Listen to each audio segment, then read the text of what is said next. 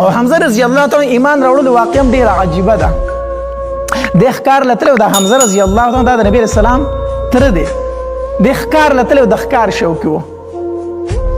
د ښکار لتلو نو او د نبی اسلام د صفا سره د خواته تیرېدو دغلته ابو جهل ناستو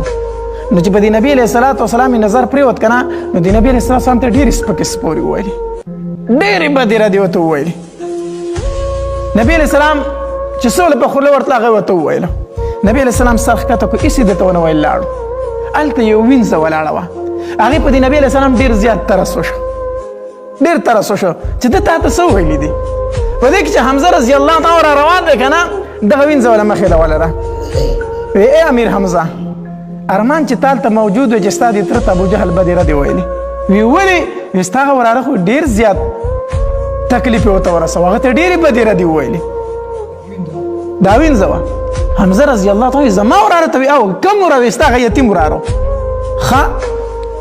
اوس حمزه رضی الله تعالی عنہ خو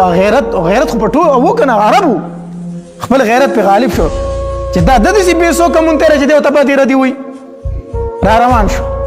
د حمزه رضی الله تعالی دا عادت و چې د ښکار نه به واپس راغی نو لومبې به حرم شریف ته راتو کعبې خواله به راتو ښکار نه به چې کله واپس شو حرم ته به راتو چې راغی هلته ابوجهل ناست دی د ملګرو په منځ کې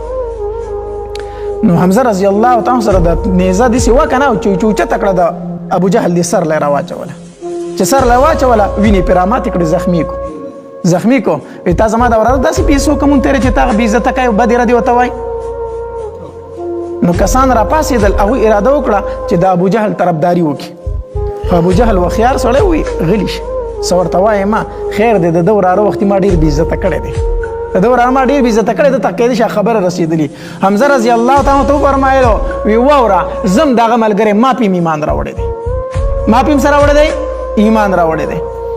دا خبرې وکړه کسان ورته وایي تم صابي شوي تم بېدینه شوي یا زه صابي ښیم زه صحابي ښیم خو زما د وراره باندې نن نه بعد څوک ګزار نه کوي. حمزه رضی الله تعالی فرمایي وایي چې کور ته رالم که نه شپه شوله نو شیطان وسوسې شروع کړې شیطان راته وایي چې دا دې څه وکړو په غوسه کې سره علي چې هغه د خپل دین دې بدل کو د پلار نیکه دین دې پرېښود نو صحابي شولې دا دې څه وکړو یوه شپې راته ټوله شپه شیطان دا وسوسې اچوي چې په غوسه کې دین پرېښود دا دې څه چلو کو یاره زړه ته مې تسلي نه راتله وی راپاڅېدم د شپې چې راپاڅېدم که نه وی رالمه کعبې خواته او کعبې ته کېناستم او داسې سوال مې وکړو الله چې کو دا پیغمبر زما د وراره رښتیا د الله پیغمبر وي خو دا خبره زما په زړه کې واچوه زما د زړه ټول اشکالات لرې که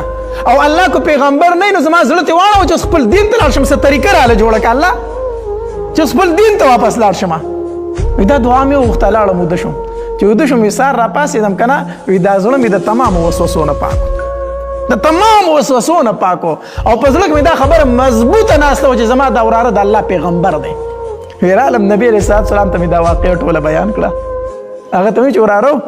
ګوره بېګا په خپل ایمان باندې ستومانه شوی وم شیطان پې ستومانه کړی وم خو د الله نه مې سوال وکړو الله مې د زړه هغه تمام اشکالات ختم کړو. حمزه رضی الله تعالی داسې